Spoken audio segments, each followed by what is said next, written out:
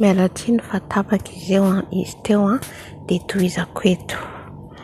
Tohizako eto zany alohan'ny amarana antsika azy satria efa manomboka manadala koa ilay connexion dia izay zany no tantaran'ny John dia rehefa tany hanomaizina izy dia naniraka ny mpianana. Niraka ny mpianana ianao ka zany amin'ny antsoan'ny tompo antsika tsy maintsy andalo ady ary tsy maintsy zahina toetra jerena hoe hatraiza ny fitiavanao an' Jesosy, hatraiza ny fandehananao amin'ny fahamarinana, hatraiza ny fijoroanao marina.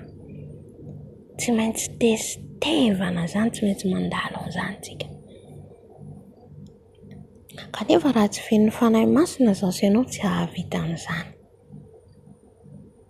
Misy secret ry havana na io fafenoan'ny fanahy masina io, na tsy antsotsona fotsiny fa misy secret fandraisanao amin'ny fanahy masina.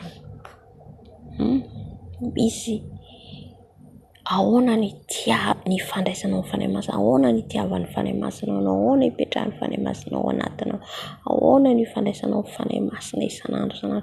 Zany rehetrarehetra zany mila tadiavinao isan'andro, mila etidienao isan'andro, mila ataonao isan'andro. Ataoko ahoana ifandraisako amin'ny fanahy masina, hafen'ny fanahy masina mba tsy hialan'ny fanahy masina, mba tsy hampalahelo ny fanahy masina. Halleloja. Zay nge nampahery ny mpanompon'Andriamanitra teo alohantsika ao anatin'io baiboly io satria nanana communion firaisana amin'ny fanahy masina. Halleluja. Ka hitantsika i John fa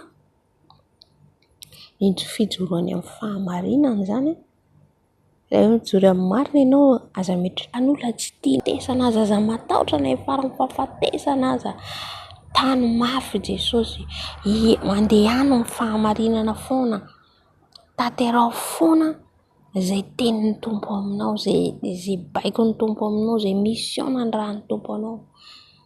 Na inona hanesoan'olona anao, inarany mijoro hatramin'ny farany, na hiafara hatranomaizina, na hiafara amin'ny famonoana, na hiafara amin'ny inona ny fanarahanao an'Jesosy.